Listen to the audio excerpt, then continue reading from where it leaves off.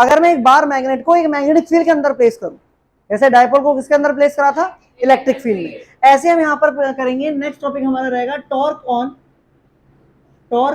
On bar magnet. अगर एक bar magnet को मैं मैग्नेटिक फील्ड के अंदर प्लेस करूं, प्लेस्ड इन मैग्नेटिक फील्ड, तो कुछ न्यूमेरिकल्स करेंगे, जल्दी जल्दी लिखो, ठीक। मैग्नेटिक फील्ड, अगर मान लीजिए हमारे पास एक मैग्नेटिक फील्ड है, कुछ ये रही हमारे पास एक यूनिफॉर्म मैग्नेटिक फील्ड, ये हमारे पास क्या है बेटा, यूनिफॉर्म मैग्नेटिक फील्ड।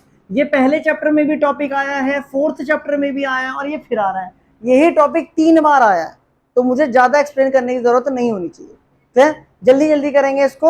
अब सुनो ध्यान से, अगर मैं मैग्नेटिक फील्ड डायपोल को ऐसे रख दूं, मतलब कि अगर मैं एक मैग्नेट को ऐसे रख दूं यहाँ पर ऐसे, ये हो गया नॉर्थ, ये हो गया साउथ, एम की डायरेक्शन कहां से कहां होती है, नेगेटिव टू पॉजिटिव, मतलब यहाँ पर साउथ टू नॉर्थ, क्योंकि नेगेटिव की तरह हमने क्या माना, नेगेटिव साउथ माना है इसे, और नॉर्थ, तो ये हो गई हमारी डायरेक्शन एम।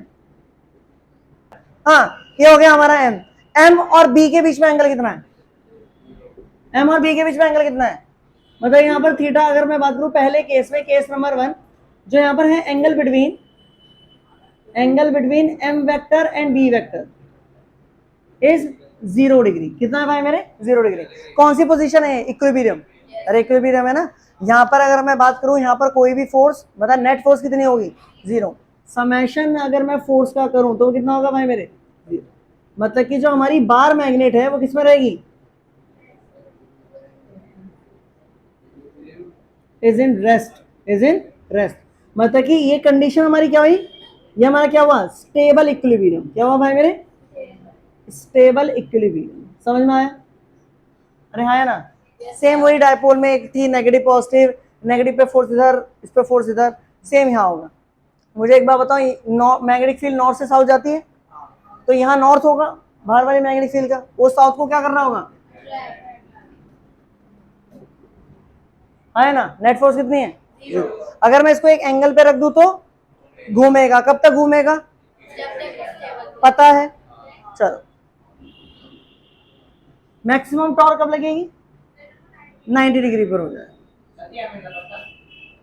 अबे ये समझ में आ रहा है, तो बस आगे का मैं समझा। ये हो गई मैग्नेटिक फील्ड। अगर मान लीजिए मैं डायपोल को कुछ इस तरीके से रखूं, डायपोल मतलब कि बार मैग्नेट, ये हो गया हमारा साउथ, ये हो गया हमारा नॉर्थ, और ये रहा हमारा मैग्नेटिक मोमेंट एम, ठीक है, सही है। अब जरा बताना, यहाँ पर फोर्स इस तरफ लग रही होगी, भैया मैग्नेट यहाँ नॉर्थ है ना, मैग्नेट नॉर्थ से साउथ जाती है, तो ये बड़ी मैग्नेट मानो यहाँ पर एक नॉर्थ का पोल, और एक बड़ी मैग्नेट के यहाँ पर साउथ, तो ये साउथ इस नॉर्थ को अट्रैक्ट कर रहा होगा, और ये नॉर्थ उसको, तो यहाँ नेट फोर्स कितनी है, 0, लेकिन टॉर्क यहाँ पर बन रहा होगा। जैसे मैंने यहाँ अगर इस ऑब्जेक्ट को यहाँ पर लगाए, एक फोर्स यहाँ लगाए, तो ये कब तक घूमेगा, जब तक इक्विलिब्रियम, डायपोल वाला फंडा, सही है। तो मतलब कि भाई अगर हम बात करें, प्राइम देख ले, बाद में देख ले उसकी आंखों में। हाँ, अगर मैं बात करूं यहाँ पर कि अगर एंगल बिटवीन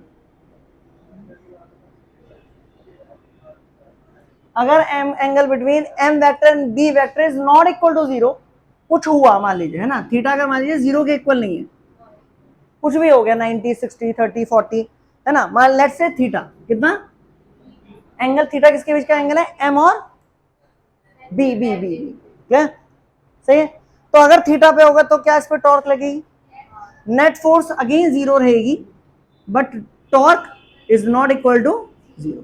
इस टॉर्क को रीस्टोरिंग टॉर्क कहते हैं। रीस्टोरिंग क्यों कह रहे हैं, कि वापस से रीस्टोर कर रहा है, इनिशियल पॉइंट पर ही लेकर आ रहा है, पता है ये सब या नहीं, ठीक है। इस टॉर्क को हम क्या कहते हैं, रीस्टोरिंग टॉर्क,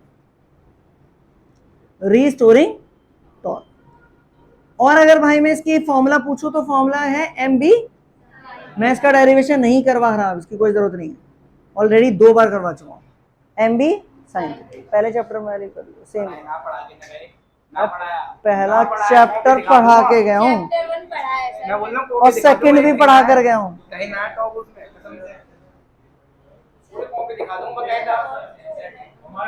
चलो ठीक है, करवाता हूँ। यहाँ पर एम फॉर्मूला तो पता है ना, पी साइन थीटा, ठीक,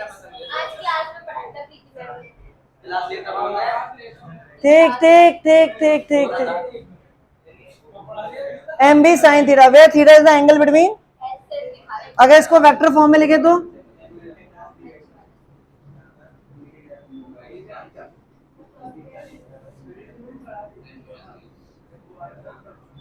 यहां तक कोई डाउट भाई सर? एक बार डेरिवेशन देख लें, डेरिवेशन स्टार्ट करें एक बार ध्यान से। अब एम बी साइन थीटा, अब यहां पर डेरिवेशन देखो कैसे करेंगे। यहां पर अगर मैं बात करूं, यहां पर ऐसे करके एक लाइन ड्रॉ करी। अब ये लाइन ड्रॉ क्यों कर रहा हूं? क्योंकि फोर्स के परपेंडिकुलर टॉर्क बनता है।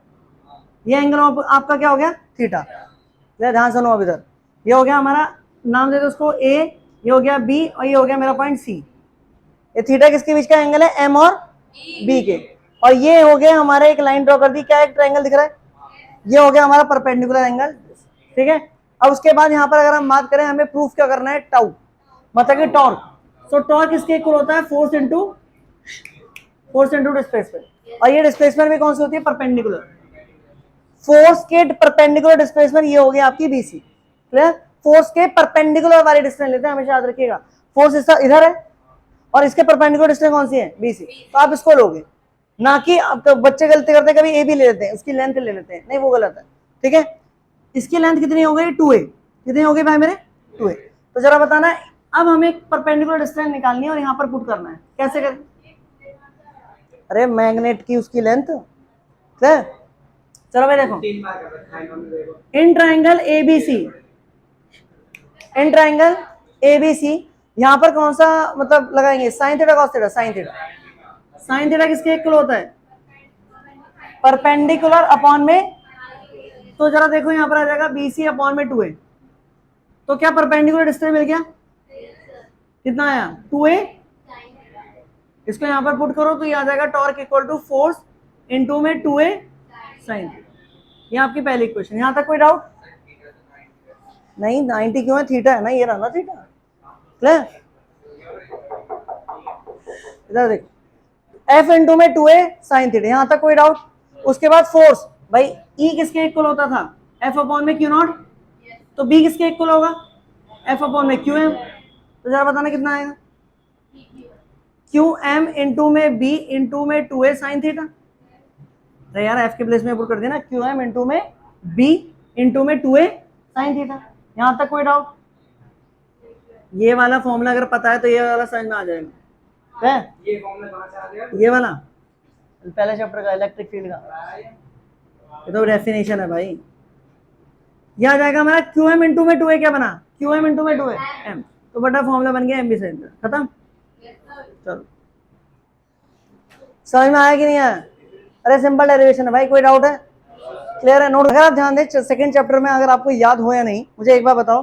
पोटेंशियल एनर्जी, ध्यान समझो, सिंपल सी बात है। अगर मान लीजिए यहाँ पर हमारे पास ये बार मैग्नेट है, बार मैग्नेट को अगर मैं मैग्नेटिक फील्ड के सेम डायरेक्शन में रखूं, मतलब थीटा कितना हो जाए हमारा? 0। तब इस पर कोई वर्क नहीं, मतलब कुछ नहीं हो रहा, इसके पास कोई एनर्जी नहीं है, रेस्ट में पड़ी है। लेकिन अगर मैं इसको थीटा एंगल घुमा दूं, जैसे मैंने अभी आपको घुमाया, तो इस पर टॉर्क लगी। क्या लगी? टॉर्क। और टॉर्क लगने का मतलब ये है कि ये खुद ब खुद क्या करेगी? रोटेट करेगी।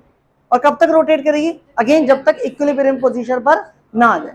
तो मुझे एक बात बताओ, कोई ऑब्जेक्ट अगर खुद ब खुद मोशन कर रहा है तो उसके अंदर कौन सी एनर्जी होती है? Potential energy. उसके पास कैपेसिटी थी खुद रोटेट करने की, है ना भाई?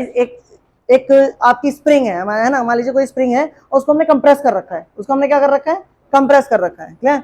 जब आप उसको छोड़ोगे तो क्या उसके पास वर्क, मतलब कैपेसिटी है खुद वर्क करने की या किसी दूसरे को वर्क कराने की? तो उस स्प्रिंग के अंदर कौन सी एनर्जी है? Potential energy. आप ये डेफिनेशन पढ़ते हो ना कि potential energy is at rest, वो गलत डेफिनेशन है भाई। रेस्ट, हाँ रेस्ट में है, लेकिन सिचुएशन के हिसाब से। अगर ये नॉर्मल, अगर मान लीजिए मार्कर है, अगर ये मेरे हाथ के ऊपर ऐसे रखा है तब उस पर कोई एनर्जी नहीं है। लेकिन अगर इसको हवा में ऐसे रखें तब इसके पास एनर्जी है, क्योंकि जैसे ही मैं फोर्स हटाऊंगा तो इसके पास पोटेंशियल है नीचे आने का, है ना? सिंपल बात समझ में आती है कि नहीं आती? एक स्प्रिंग, अगर एक नॉर्मल स्प्रिंग रखी है तो उस पर कोई पोटेंशियल नहीं है, लेकिन अगर उसको खींच दिया जाए या उसको कंप्रेस कर दिया जाए तब उसके अंदर पोटेंशियल है वर्क करने की। तो उसी तरीके से यहाँ पर मैग्नेट का हो गया। अगर मैग्नेट ऐसे रखिए इक्विलिब्रियम कंडीशन पर, तब उस पर कोई पोटेंशियल नहीं है। लेकिन अगर इसको थीटा एंगल पे घुमा दिया जाए तो क्या इसके पास कैपेसिटी है वर्क करने की? और कब तक वर्क करेगी? इक्विलिब्रियम में आने, है ना? अगर मान लीजिए मैं थीटा 1 से थीटा 2 करता हूं, दो एंगल ले रहा हूं ना मैं, कोई भी थीटा 1 से थीटा 2, तो जरा बताना फॉर्मूला कैसा आएगा? सुनो ध्यान समझना, मैं यहाँ पर क्या करवा रहा हूँ, मैं आपको करवा रहा हूँ एक और topic, potential energy of bar magnet. Potential energy किसकी? बार मैग्नेट की। जब बार मैग्नेट कहां पर प्लेस्ड हो? In magnetic field, placed in.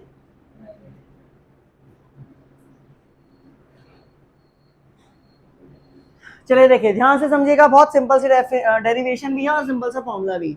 अगर मान लीजिए ये हमारे पास मैग्नेटिक फील्ड है बी, शुरुआत में मान लीजिए डाइपोल मतलब कि हमारा मैग्नेट एंगल बना रही है θ1। कितना बना रही है? θ1। ये इनिशियल है, ये हमारा क्या है? इनिशियल। और मान लीजिए हमने क्या काम करा, इसको θ2 की तरफ रोटेट करा, है ना, θ2 की तरफ रोटेट करा। मान लीजिए ये हमारी सेकंड पोजीशन हो गई, ये हो गया नॉर्थ, ये हो गया हमारा साउथ, और ये एंगल आपका बेटा क्या हो गया? θ2। क्या बात समझ में आती है? ये 90 डिग्री नहीं है, कुछ भी हो सकता है, 90 भी हो सकता है, कुछ भी हो सकता है। क्लियर? तो हम कहां से कहां पर गए? θ1 से θ2। तो कितना वर्क आपने करा, जरा बताओ कितना वर्क करा? देखो जरा, हमारा जो वर्क होगा, अगर मैं बहुत ही स्मॉल एंगल देखूं d थीटा, कितना एंगल देखूं? For small angle d theta, जो टॉर्क होगा मतलब जो वर्क होगा वो भी बहुत छोटा सा होगा, है ना। For small angle d theta we get only a small work which is dw, है ना। ठीक, तो dw किसके इक्वल होगा? टाउ d थीटा के। अरे हाँ है ना, टाउ d पल्ले पड़ा कि नहीं पड़ा? अरे यार इतना सा एंगल घुमा, इतना सा ही तो टॉर्क वर्क होगा। तू एक कदम चलाएगा तो वर्क कितना होगा तेरा बे? इतना सा, इतना भी नहीं लगता एक कदम में, मतलब वर्क का मैग्नीट्यूड 5, हाँ है ना। सिंपल बात है, डिस्प्लेसमेंट ज्यादा तो वर्क ज्यादा करना पड़ेगा कि नहीं करना पड़ेगा? डिस्प्लेसमेंट ज्यादा, वर्क ज्यादा करना पड़ेगा। अगर आप ज्यादा एंगल घूम रहे हो, अगर मान लीजिए ये डाइपोल ज्यादा एंगल घूम रहा है, पूरा 180 डिग्री घूम गया, तो ज्यादा वर्क करेगा। लेकिन अगर मान लो बस, तो वर्क भी तो छोटा सा ही होगा, है ना। For small angle d theta we get small work dw, yes और नो? हमें वर्क कहां से कहां तक निकालना है? θ1 से, जरा लिमिट लगाइए क्या होगी? टोटल वर्क बताइए कितना होगा? टोटल वर्क डन, हाँ जी इंटीग्रेशन यूज होगा।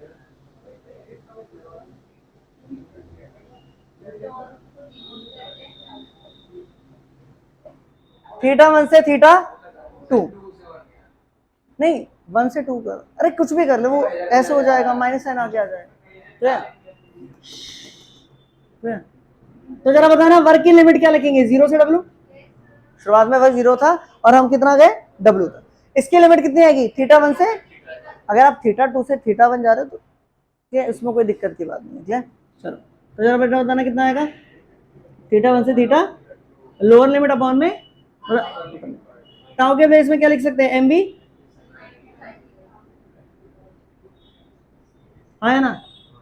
कहानी खत्म। m अगेन अ कांस्टेंट, आप कितना भी घुमा लो मैग्नेट को चेंज नहीं कर रहे, तो मैग्नेटिक मूवमेंट में कोई बदलाव, b उसमें भी कोई चेंज नहीं आया, तो वो भी बाहर आ जाएगा। जो चीजें कांस्टेंट होती है वो इंटीग्रेशन के बाहर आ जाती है, पता है कि नहीं पता? तो भैया मेरे कहा आया, ये आया आपको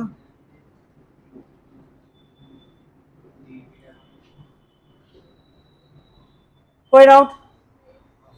कोई डाउट?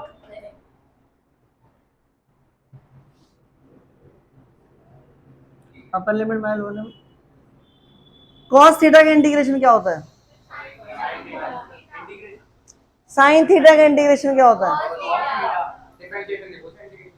Minus cos theta.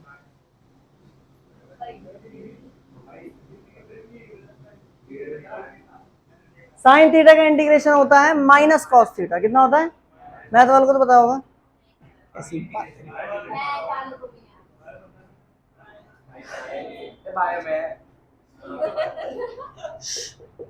पहले बड़ा अपर लिमिट माइनस, यहाँ ये वाला स्टेप ध्यान से, यहाँ जान निकल जाएगी तुम्हारी। अपर लिमिट माइनस, और फिर उसके बाद इसका भी तो माइनस आएगा।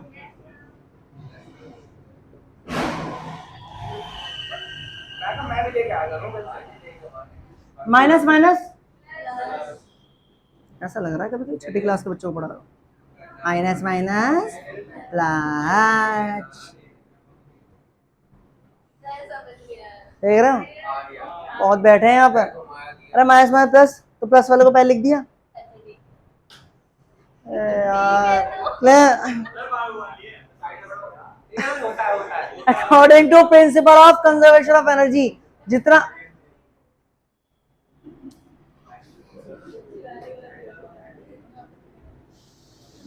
अबे कितनी सीटें लगाओगे?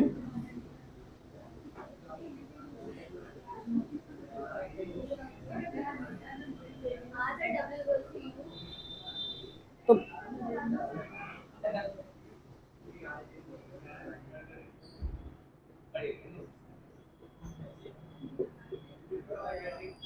पल्ले पड़ा। ये डेरिवेशन चैप्टर नंबर 2 में भी मैंने आपको कराई थी, डायपोल को जब मैं थीटा 1 से थीटा 2 लेकर गया था, नोट्स में भी अवेलेबल है।